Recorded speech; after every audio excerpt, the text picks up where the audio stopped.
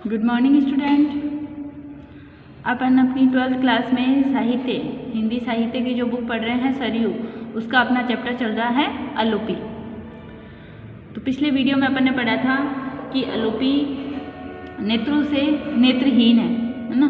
और महादेवी वर्मा जो हॉस्टल में है, गर्ल्स हॉस्टल में रहती है, वहाँ उनके साथ बहुत सारी लड़कियाँ हैं। तो वो अंधा वहाँ पर तरकारी बेचने का काम करने के लिए उनसे पूछने आता है और वो उसकी नेत्रहीनता पर इतनी प्रभावित होती है कि वो कितना अपने आप में मजबूर होकर भी अपने आप को कर्म क्षेत्र में बराबर लगाए हुए हैं।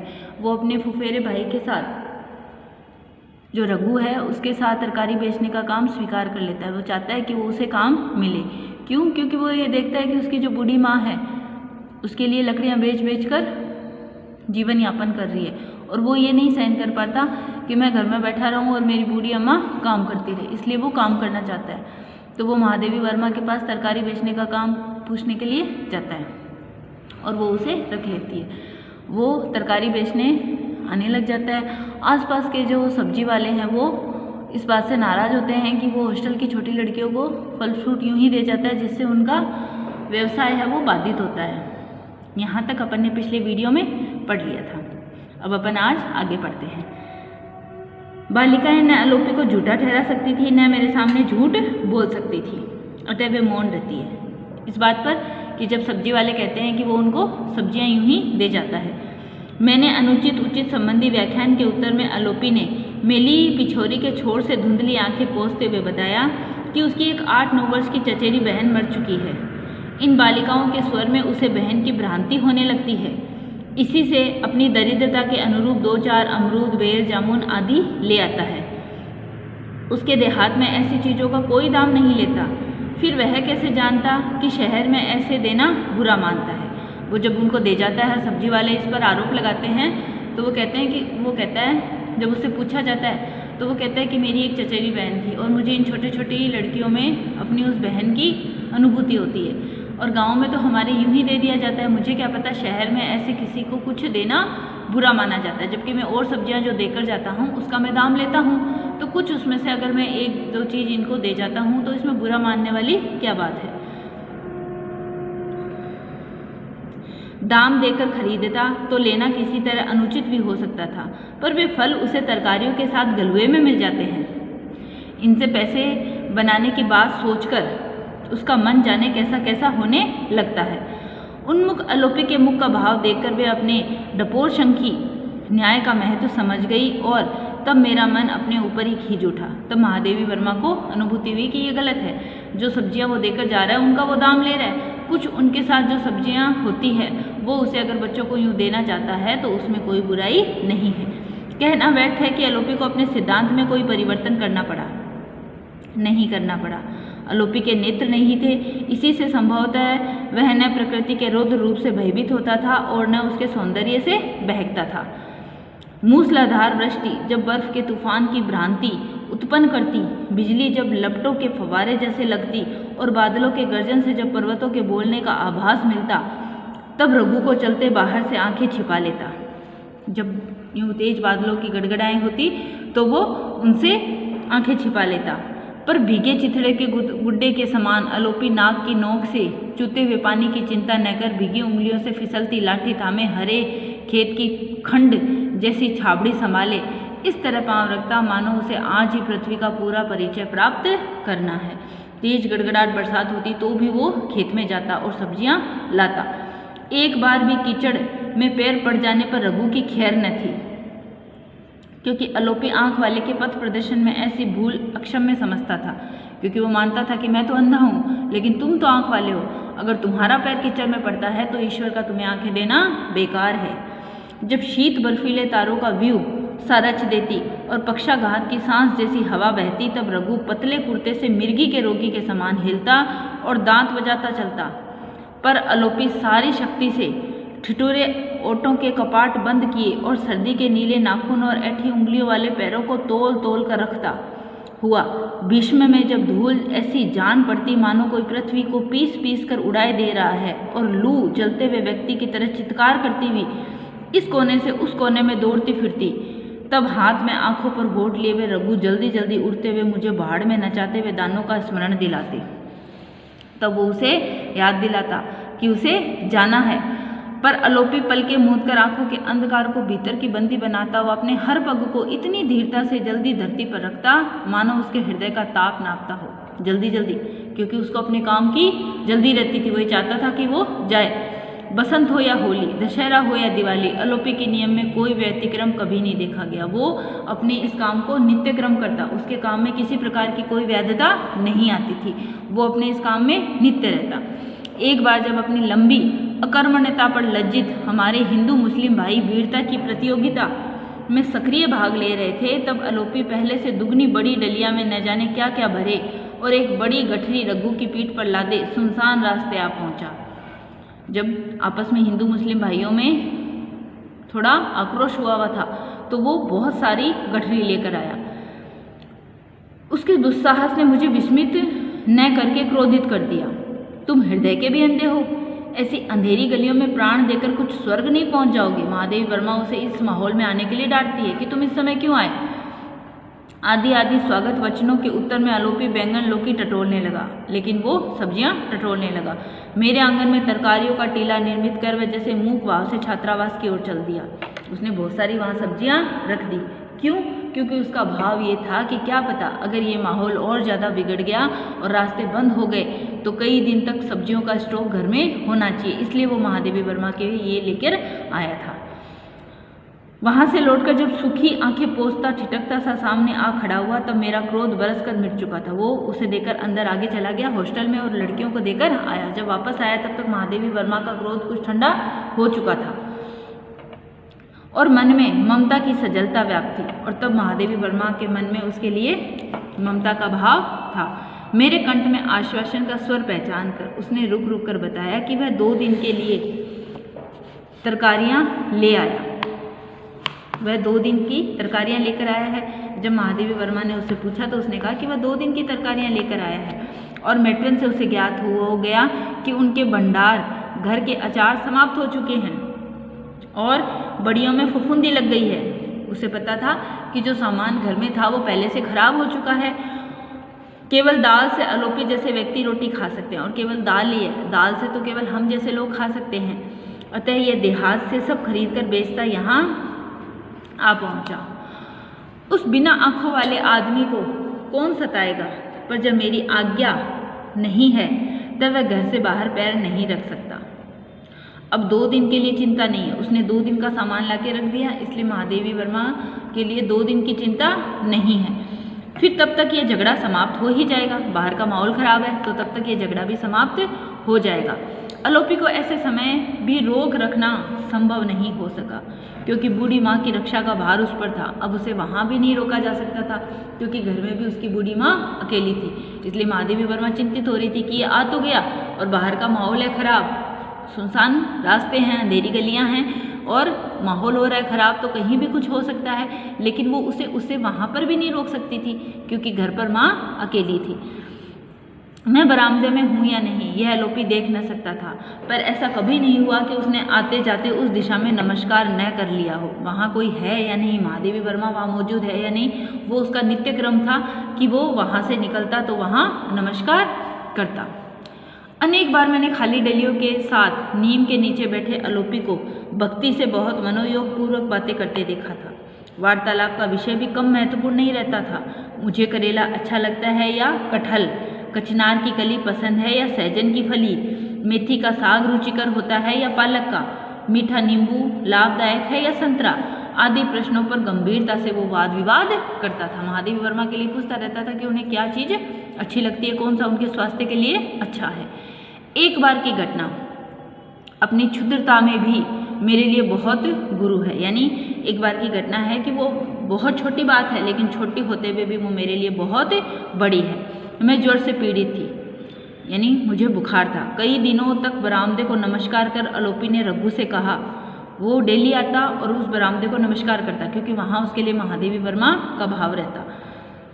जान पड़ता है इस बार गुरुजी बहुत गुस्सा हो गई, पहले की तरह कुछ पूछती ही नहीं है। अब उसे ये पता नहीं था और वो भाव से रोज वहाँ नमस्कार करता, लेकिन वो बोलती नहीं, तो उसे ऐसे था कि कहीं वो नाराज है। पर जब उसे ज्ञात हुआ कि मैं बीमार के कारण बाहर नहीं आ रही हूँ, तब वह बहुत चिंतित हो गया। जब उसे पता चला कि वो बीमार है और इसलिए बाहर नहीं आ रही, वो तो डेली अपने भाव से बरामदे से सामने से निकलता तो नमस्कार करता, लेकिन महादेवी वर्मा कुछ बोलती नहीं थी क्योंकि वो वहाँ थी नहीं, वो तो बीमार थी। तो उसे जब पता चला कि वो बीमार है तो वो चिंतित हो उठा। दूसरे दिन संदेश मिला कि अलोपी मुझे देखने की आज्ञा चाहता है। उतने कष्ट के समय भी मुझे हंसी आए बिना नहीं रही। अंधा अलोपी असंख्य बार आज्ञा पाकर भी मुझे देखने में समर्थ कैसे हो सकता है। जब उसे पता चला, उसने आज्ञा मांगी कि मैं उसे मिलना चाहता हूँ, देखना चाहता हूँ, तो महादेवी वर्मा को हंसी आ गई कि वो कितनी मुझसे आज्ञा मांगे, लेकिन वो आज्ञा मिलने पर भी क्या मुझे देख पाएगा। पर अलोपी भीतर आया और नमस्कार कर टटोलता टटोलता देहली के पास बैठ गया। फिर अपनी धुंधली शून्य आंखों की आर्द्रता बाह से पहुंचकर पिछोरी के एक छोर में लगी गांठ खोलते हुए उसने अपराधी की मुद्रा में बताया कि वह स्वयं जप कर अलोपी देवी की विभूति लाया है। जो अलोपी देवी की अपन ने शुरू में बात की थी, जहाँ काछी जो अलोपी के पिताजी थे, उन्होंने अलोपी देवी के मंदिर में अलोपी के लिए याचना की थी, यानी उनसे पुत्र प्राप्ति की मांग की थी। उसी अलोपी देवी के मंदिर में जाकर वो वहाँ से उनकी विभूति लेकर आए हैं। विभूति यानी जिसको अपन कहते हैं भभूति, है ना, अपनी बोलचाल की भाषा में अपन कहते हैं भभूति, वही विभूति। एक चुटकी जीभ पर रख ली जाए और एक माथे पर लगा ली जाए तो सब रोग दूर हो जाएगा। कहने की इच्छा हुई, जब देवी तुम्हारा ही पूरा न कर सकी तब मेरा क्या करेगी। समझ गए इस लाइन को?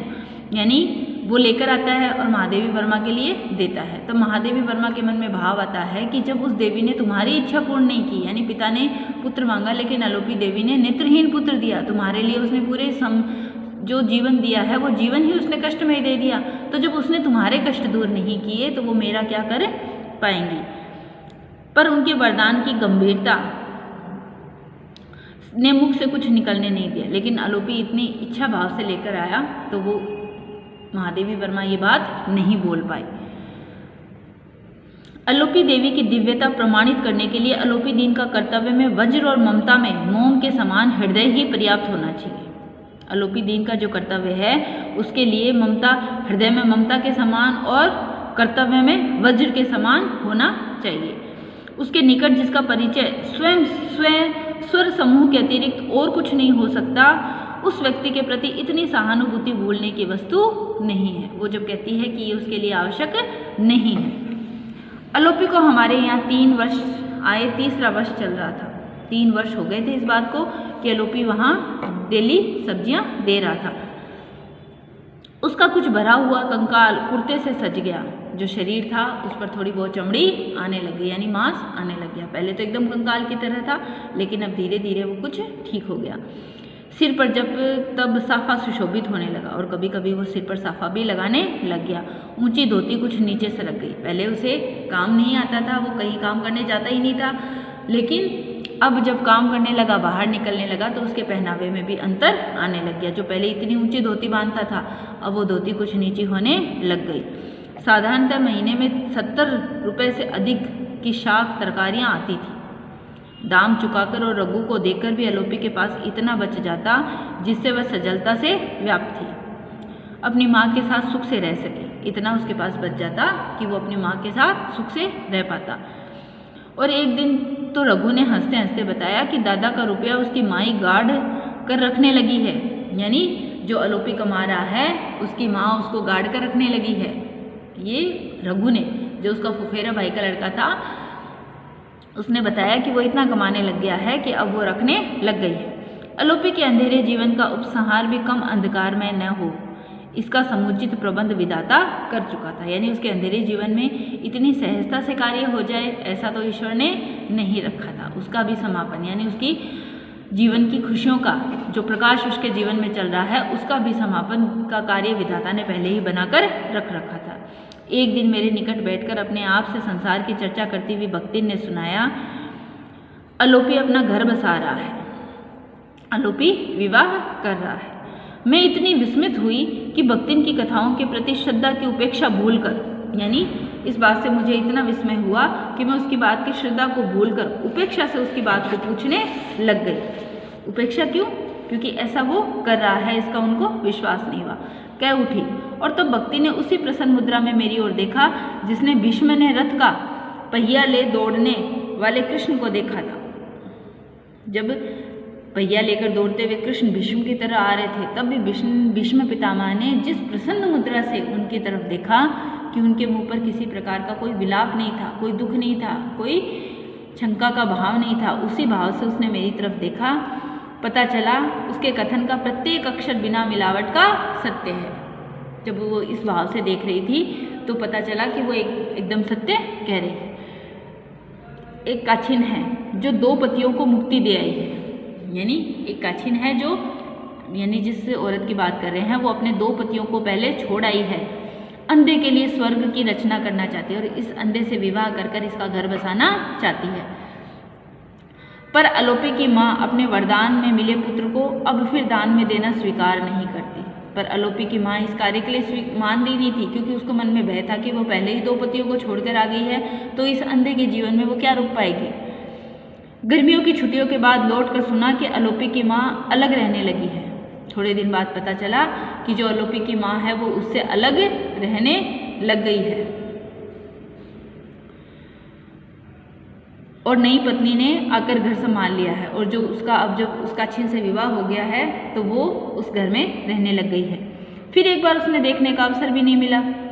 मंझोले कद की सुगठित शरीर वाली प्रौढ़ा देखने में साधारण सी लगी पर उसके कंठ में ऐसा लोच और स्वर में ऐसा आत्मीय भरा हुआ निमंत्रण था जो किसी को भी आकृष्ट किए बिना नहीं रह सकता था। यानी वो देखने में ठीक थी, सुंदर थी और कुछ विशेष चमकदार आंखों में चालाकी के साथ साथ ऐसी कठोरता झलक जाती जो उस पर विश्वास करना असंभव नहीं तो कठिन अवश्य कर देती। यानी वो इतनी चालाक लगती थी कि अगले को अपनी बातों में कभी भी उलझा लेती थी और कोई भी उसकी बातों से बचा रह जाए ऐसा संभव नहीं था। अलोपी उसे कंठ स्वर में ही जानता था। अलोपी उसे केवल आवाज़ से ही सुनकर जानता था। इसी से कदाचित वह विश्वास कर सका क्योंकि उसकी बातों में ऐसा मिलावटपन था तो इसीलिए वो उसकी बातों में आ गया और उस पर विश्वास कर बैठा। रघु घर का वेदिया था।